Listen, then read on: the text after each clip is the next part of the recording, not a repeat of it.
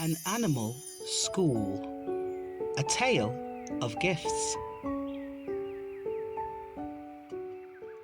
Once upon a time, a school was formed for animals to learn skills needed in our future world.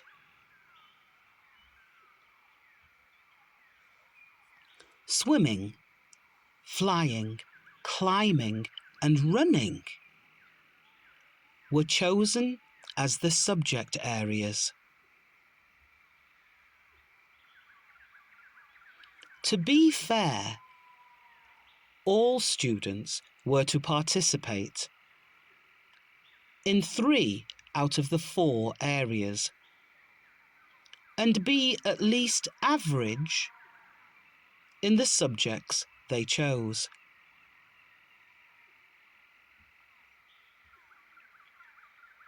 Gariel was an excellent swimmer, an average runner, and a very poor climber. Gariel had to stop working on swim moves, which Gariel enjoyed doing, in order to spend more time on learning to climb.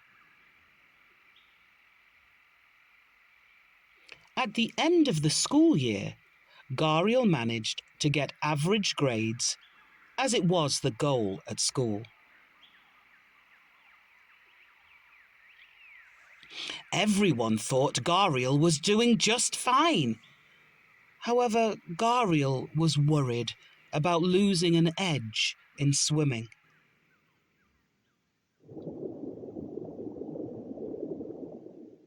Sugar Glider Possum was excellent at flying, leaping and gliding from treetops. However, Eagle, the instructor, said the right way of flying was from the ground up.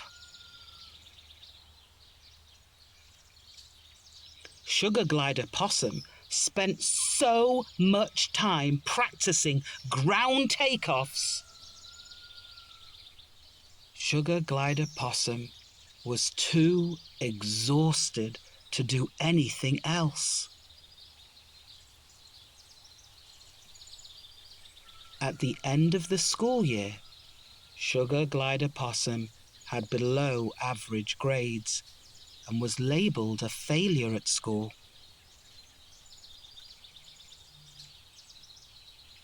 Margay, the arboreal cat, started as a top and popular student.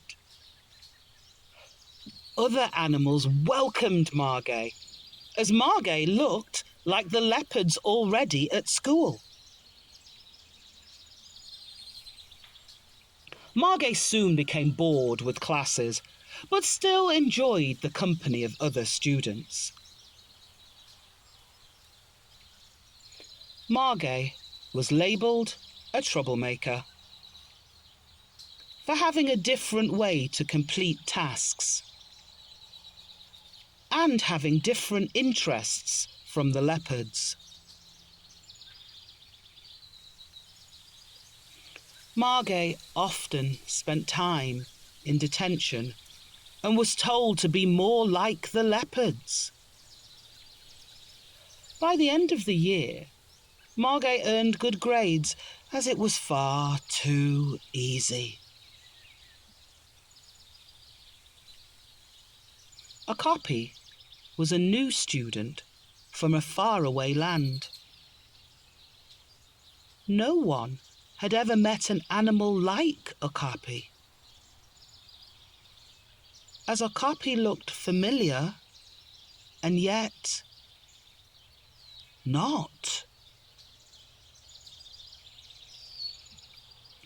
The ponies, zebras, and other animals often made fun of Okapi. Even though Okapi seemed fine, Okapi's grades suffered from being picked on and from the social isolation.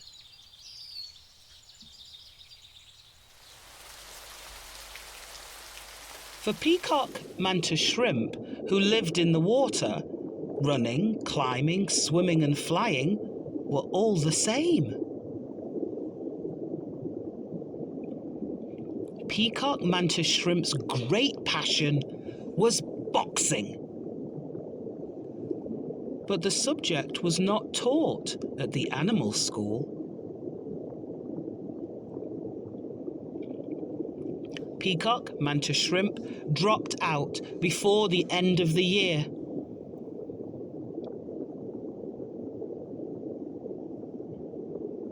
With the encouragement of those that believed in peacock mantis shrimp's passions and gifts outside of the school,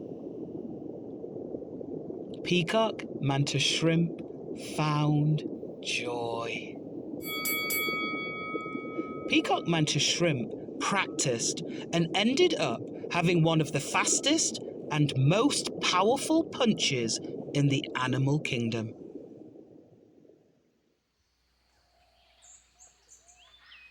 Bumblebee was the biggest problem of all.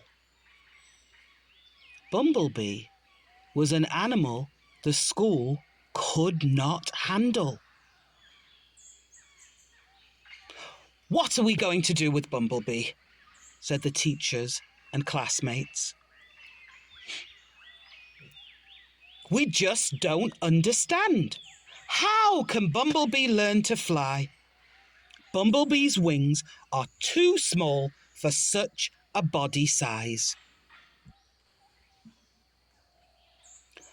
Bumblebee did not pay attention to the others' words, and Bumblebee continued practicing.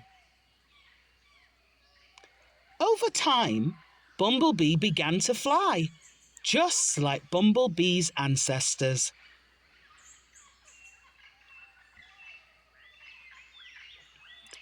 In the end, the school worked for some animals, but not for others. How can we make sure our schools are helping all students grow?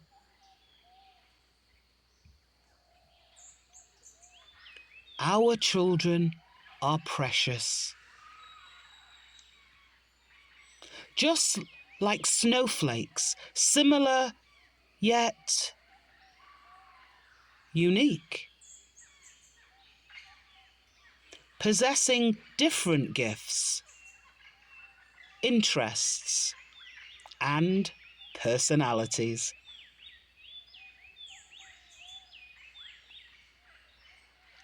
It is our job to find opportunities for gifts and interests to shine and grow.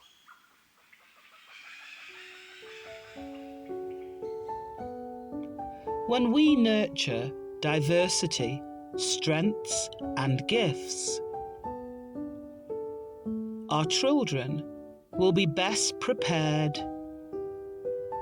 to flourish in a future world we have yet to encounter. Our seeds planted will help them to grow.